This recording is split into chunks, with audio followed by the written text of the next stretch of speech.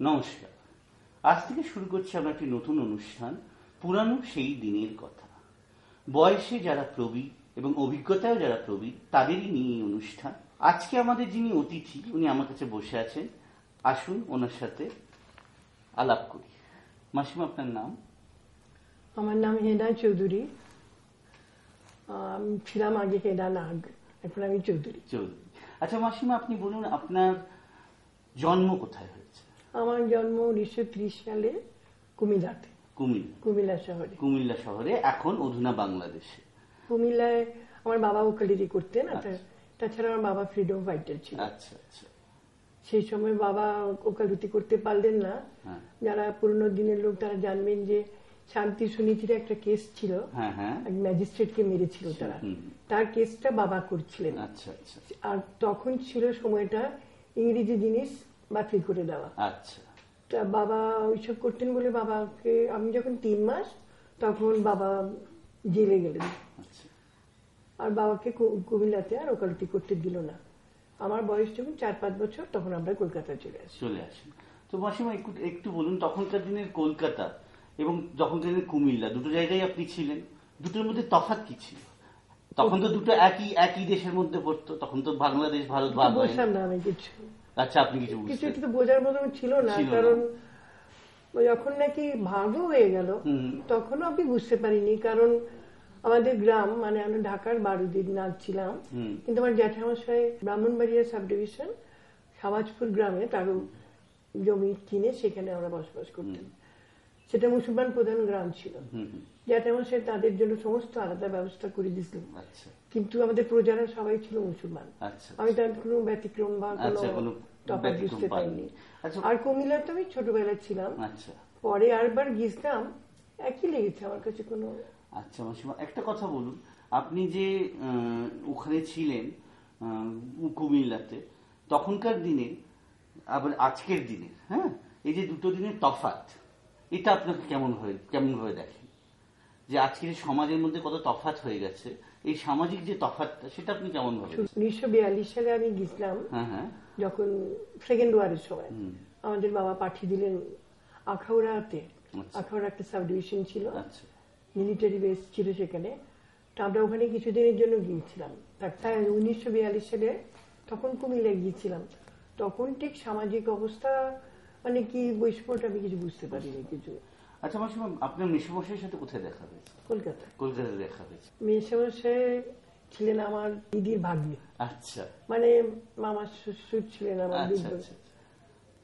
তা আলাপ হয়েছিল, আলাপ করে হয়তো আমাকে পছন্দ করেছিলেন। তো সেটাতে অন্য কিছু, আমরা দুজনে কিছু এগোইনি। ওর বাবাকে জানিয়ে দিচ্ছিল যে আমি বিয়ে যদি করি এখানে করব।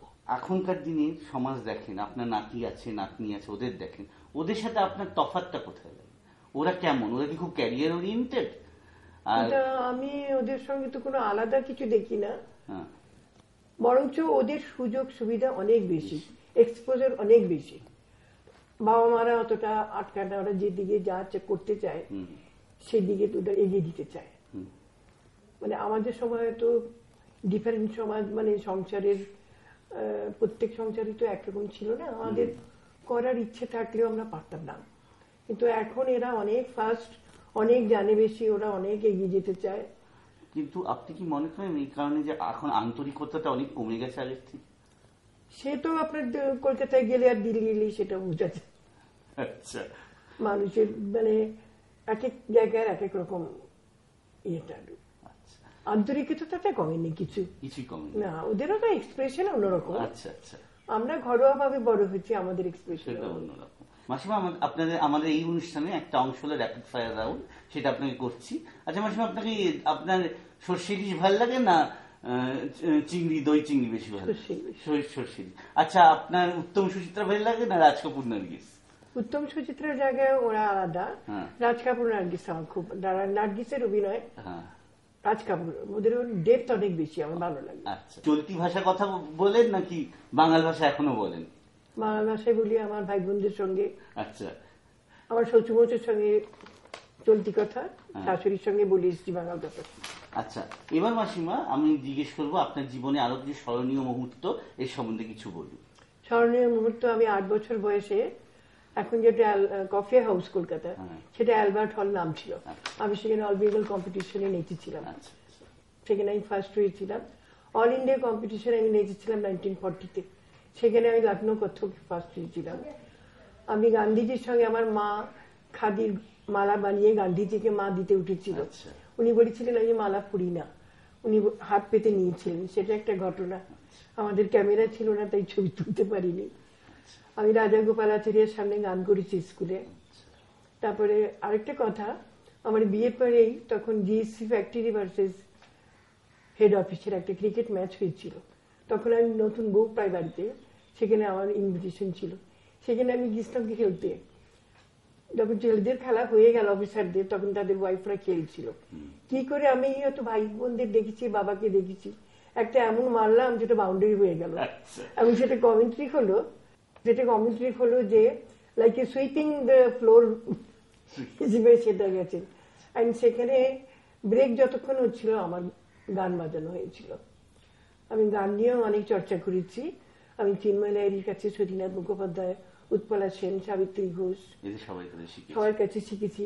আমার শ্বশুর মশাইকে রবীন্দ্রসঙ্গীত শোনাবার জন্য প্রসাদ সেনের কাছে কিছুদিন শুনি। শাশুড়িকে ভক্তিমূলক গান শোনাতে হতো, শ্বশুর মশাইকে রবীন্দ্রসঙ্গীত শোনাতে হতো। এই নিয়ে আমার জীবন কেটে গেছে। আমার সবাই বন্ধু, আমার মেয়েরা আমার বন্ধু, আমার জামাইরাও আমার বন্ধু। আর আমার যে ভাইপো ভাইজি যারা তাদের বিয়ে দিচ্ছি নিজেরা, তাদের বাচ্চারা এখন আমার বন্ধু। In that way I very much, কি বলবো, মানে সাকসেসফুল লেডি আমার মনে হয় নিজেকে।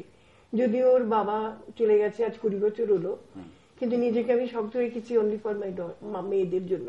রবীন্দ্রনাথ ঠাকুরকে আমি তখন আমি ক্লাস 4 পড়ি স্কুলে গেছি, তো দারোয়ান বললো আজ স্কুল বন্ধ হয়, রবি ঠাকুরকে দেহান্ত হয়ে গিয়া। তখন আর কতটুকু জানতাম, 10 বছর বয়স। তবু মানে দিদিরা বললো কি আমরা শোক সভা করবো, রবি ঠাকুরের ছবি সাজিয়ে তোমায় সাজাবো যতনে কুসুম রতনে, সেই গানটা করা হলো। ওরা তখন ঠিক করলো কি আমরা নিমতলা ঘাটে যাব, রবি ঠাকুরের সব দেখবো। কর্নওয়াল স্ট্রিটে একটা গাড়ি বারান্দার মোড়ে আমরা দাঁড়িয়ে তো ওনাকে দেখলাম। লোকে পারলে দাড়ি ছিঁড়ে নিচ্ছে, জামার টুকরো ছিঁড়ে নিচ্ছে, তাতে হলো না। দিদিরা বললো চলো আমরা নিমতলা ঘাটে যাই। কিন্তু নিমতলা ঘাটটা কোথায় সেটাই তো জানতাম না। হেঁটে হেঁটে তো গেছি, গিয়ে দেখি দোতলা একটা বাড়ি ছিল, সেখানে উঠেছি। সেখানে দেখি কার্নি স্বরূপের পঙ্কজ মল্লিক গান করছেন, বীরেন্দ্র কৃষ্ণ ভদ্র দ্বারা বিবরণ দিচ্ছেন। চারপাশ থেকে নৌকো দিয়ে করে লোকরা আসছিলেন। আমরা যেন কিসের মধ্যে মেতে উঠেছিলাম। এদিকে সন্ধে হয়ে গেল, তখন বাড়ি আসবার তারা, মা বাবা তো জানে না। তখন ERP ছিল যুদ্ধের সময়, তো তারা বললো যে আপনারা কি রাস্তা হারিয়ে ফেলেছেন। ওরা আমাকে সাহায্য করলো, আমরা বাড়ি পৌঁছে দিল। তারপরে তো বাড়িতে এসে শাসনটা তোমার কাছে। মাসিমা, আজকে আপনার অভিজ্ঞতা শুনে খুব ভালো লাগলো, মনে হয় একটা গল্প শুনছিলাম। তাই জন্য আপনাকে অনেক অনেক ধন্যবাদ। অনেক কথা সময়ের অভাবে শোনা হলো না, পরে আপনাকে আবার আপনার সাথে কখনো কথা বলবো। এখন এই প্রোগ্রামটা আমরা শেষ করছি এবং আশা করছি আপনাদের এই প্রোগ্রামটা ভালো লাগলো। আপনাদের প্রতিক্রিয়া আমাদের দপ্তরে জানান।